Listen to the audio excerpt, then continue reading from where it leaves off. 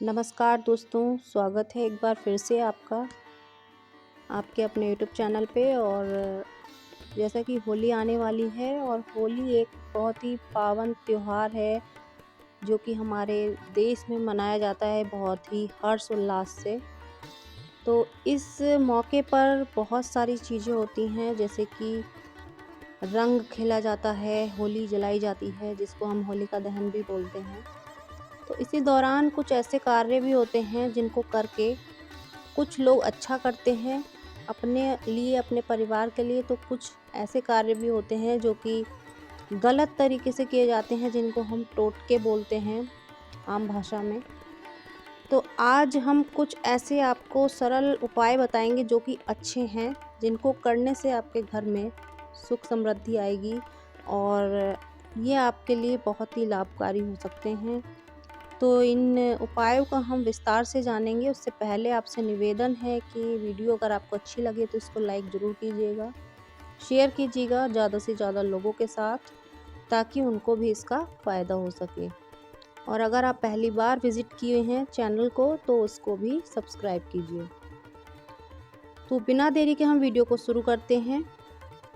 होली के कुछ ऐसे टोटके हम देखेंगे आज जो कि बहुत ही ज़्यादा इजी भी हैं और बहुत ज़्यादा फ़ायदेमंद भी हैं। होली बहुत सारे टोटके लेकर आती है और इसमें बहुत लोग ऐसे हैं जो कि तंत्र क्रिया भी करते हैं। तो ये सारी चीज़ें चलती रहती हैं दोस्तों। तो हमें अपने अच्छे कर्म करने हैं, अच्छे कार्य करने हैं, अपने लिए भी, लोगों के लिए भी। हम अच्छे कर्म करेंगे तभी हमारे कर्म वापस आते हैं अच्छे। तो इसीलिए हमें किसी का बुरा नहीं करना है, किसी के बारे में गलत नहीं सोचना है और अपने लिए अच्छा करते चले जाना है। तो बिना देरी के हम वीडियो को आगे बढ़ाते हैं। यहाँ हम एक साथ कुछ सरल टोटकों की सूची दे रहे हैं। उम्मीद है कि ये आपके काम आ सकते हैं। पहला, होलिका दहन के दिन घर से उतारा गया टोटका और शरीर के उपटन को होलिका में जलाने से नकारात्मक शक्तियाँ जो हैं वो आपकी दूर हो जाती हैं। दूसरा, घर, दुकान और कार्यस्थल की नज़र उतारकर उसे होलिका में दहन करने से लाभ होता है और आपका जो व्यापार है, आपकी जो नौकरी है, जिससे भी आपके घर में आमदनी है, आमदनी का जो जरिया है, उसमें काफ़ी आपको लाभ होता है। तीसरा जो है, भय और कर्ज से निजात पाने के लिए नरसिंह स्तोत्र है, उसका पाठ आपको करना होता है। वो बहुत लाभदायक होगा इस दिन। अगर आप ऐसा करते हैं तो ये आपके लिए बहुत ज़्यादा लाभदायक होगा। चौथा जो है वो है, होलिका दहन के बाद जलती अग्नि में नारियल दहन करने से नौकरी की बाधाएं दूर हो जाती हैं। यदि आपकी नौकरी नहीं लगी है या फिर आपकी नौकरी लगी है, उसमें कोई परेशानी है, तो ये सारी बाधाएं आपकी दूर हो जाती हैं जलती अग्नि में अगर आप नारियल को दहन करते हैं तो। पांचवा जो उपाय है वो है, लगातार बीमारी से परेशान है कोई भी व्यक्ति, तो वो होलिका दहन के बाद बची हुई राख मरीज के सोने वाले स्थान पर छिड़कने से भी लाभ मिलता है। यदि किसी व्यक्ति को किसी भी तरह का कोई रोग है तो वो अपने जहाँ पर वो डेली शयन करते हैं, वहाँ पर जो बची हुई राख होती है होलिका दहन के बाद की, उसको छिड़क देते हैं। तो ये बहुत ही ज़्यादा पवित्र मानी जाती है। इसको ऐसा करने से जो रोग होते हैं वो काफ़ी हद तक ठीक हो जाते हैं। छठा जो उपाय है वो है, सफलता प्राप्ति के लिए होलिका दहन स्थल पर नारियल, पान या सुपारी की भेंट करना। अलग अलग मकसद से जो है नारियल चढ़ाया जाता है। तो इसमें आप अपनी जो नारियल को चढ़ाने के लिए, सफलता प्राप्ति के लिए भी आप नारियल को चढ़ा सकते हैं। जब होलिका दहन होती है तो उसमें आप नारियल चढ़ाइए, पान सुपारी चढ़ाइए। इसको चढ़ाने से आपकी जितने भी बाधाएं आ रही हैं कार्यों में, वो सारी दूर हो जाएंगी और आपको सफलता की प्राप्ति होगी। सातवां जो उपाय है वो है, ग्रह क्लेश से निजात पाने के लिए और सुख शांति के लिए। आपको उसमें क्या करना है, होलिका की जो अग्नि होती है उसमें जौ का आटा डालना है। जौ का आटा होता है, उसको आपको होलिका दहन के समय पर चढ़ा देना है उस अग्नि में। ऐसा करने से आपके घर के जितने भी क्लेश होंगे, जितने भी लड़ाई झगड़े आपके घर में होते होंगे और आपके घर में सुख शांति बनी रहे, इसीलिए आपको ये कार्य अवश्य करना है। 8वां जो उपाय है वो है होलिका दहन के दूसरे दिन राख लेकर, उसकी जो राख होती है उसको लेकर के उसे लाल रुमाल में आपको बांध लेना है। और जहाँ पर भी आप अपने पैसे रखते हैं, जैसे कि आपकी अलमीरा होगी वहाँ पर आप रखते होंगे, या फिर आप जो है पर्स में भी रखते होंगे, कुछ ऐसे स्थान होंगे आपके घर में जहाँ पर आप पैसे रखते होंगे। तो जो आप अगर वहाँ पर उस लाल रुमाल में राख को बांध करके रखेंगे, तो आपके जो बेफिजूल के खर्च होते हैं वो रुक जाएंगे और आपके जो घर में है वो बचत होनी शुरू हो जाएगी, सुख समृद्धि बढ़नी शुरू हो जाएगी।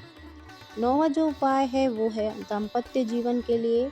दाम्पत्य जीवन में शांति के लिए होली की रात उत्तर दिशा में एक पाट पर सफ़ेद कपड़ा बिछाकर उस पर मूंग, चने की दाल, चावल, गेहूँ, मसूर, काले उड़द एवं तिल के ढेर पर नवग्रह यंत्र स्थापित करें। इसके बाद केसर का तिलक कर घी का दीपक जलाकर पूजन कर दीजिए।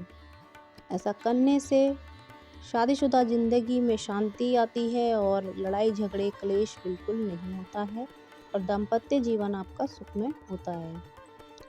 10वां जो उपाय है वो है जल्द विवाह के लिए। तो जल्द विवाह के लिए जिन लोगों का विवाह में विलम्ब रहता है और जल्दी शादी नहीं हो पाती है, बाधाएं आती रहती हैं, तो जल्द विवाह के लिए होली के दिन सुबह एक पान के पत्ते पर साबुत सुपारी और हल्दी की गांठ लेकर शिवलिंग पर चढ़ा दीजिए और बिना पलटे घर आ जाइए। अगले दिन भी यही प्रयोग करें। तो ऐसा करने से जिन लोगों की शादी नहीं हो पा रही है, बाधाएं आ रही हैं विवाह में, उनकी बाधाएं हट जाएंगी और उनकी शादी जो है वो समय पर हो सकेगी। अगला जो उपाय है वो है बुरी नज़र से बचाव के लिए।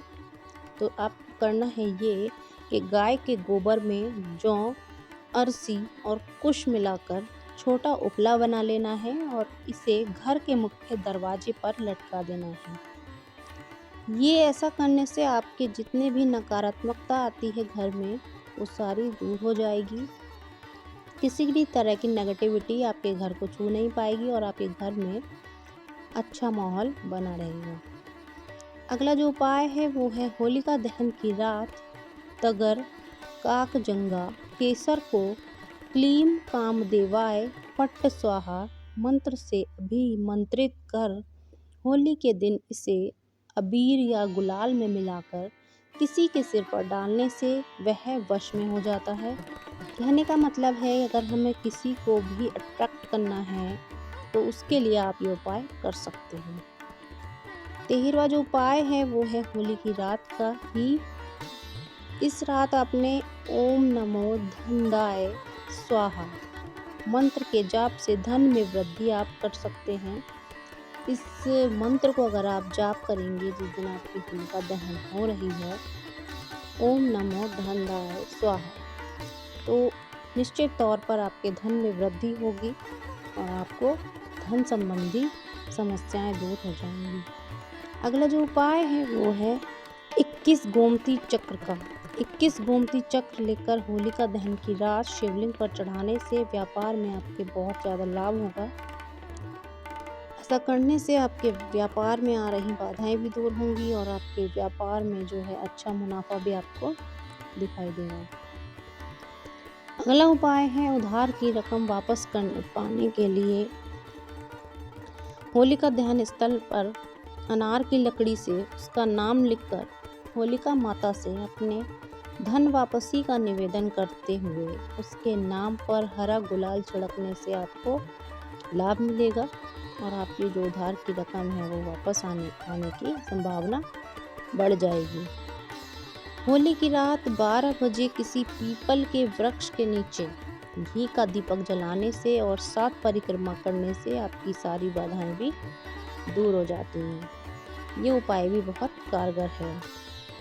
अगला जो उपाय है वो है गोमती चक्र, कौड़ियों और बताशे जलती होली में स्वयं पर से उतार कर, यानी कि अपने ऊपर से आपको ये चीज़ें उतारनी है और वो जो अग्नि है उसमें आपको डालना है। ऐसा करने से भी आपके जीवन की सारी बाधाएं जो हैं वो दूर हो जाती हैं और आपका जीवन जो है वो सुखमय होने लगता है। दोस्तों, जो होली होती है वो बहुत ही पवित्र जो है हमारे देश में पर्व है, जो कि मनाया जाता है। और इसको मनाने के पीछे आपको कहानी जो है वो तो आपको पता ही होगी कि जैसे प्रहलाद जो थे, उनकी जो है बुआ थी होलिका। तो उन्हीं के विषय में पूरी स्टोरी आप जब आप देखेंगे तो आपको यूट्यूब पे बहुत सारे वीडियोस इसके मिल जाएंगे। अगर आपको नहीं पता है तो हमें अगर आप कमेंट में लिख दीजिए, हम इस पर भी वीडियो आपके लिए बना देंगे। इसके अलावा इस वीडियो में आज इतना ही। अगर आपको वीडियो पसंद आई हो तो इसको लाइक कर दीजिए, शेयर कर दीजिए और चैनल को सब्सक्राइब कर लीजिए। अपना ध्यान रखिए। होली की बहुत बहुत सारी शुभकामनाएं आप सभी को, और आपका बहुत बहुत धन्यवाद अपना कीमती वक्त देने के लिए और वीडियो को देखने के लिए। नमस्कार।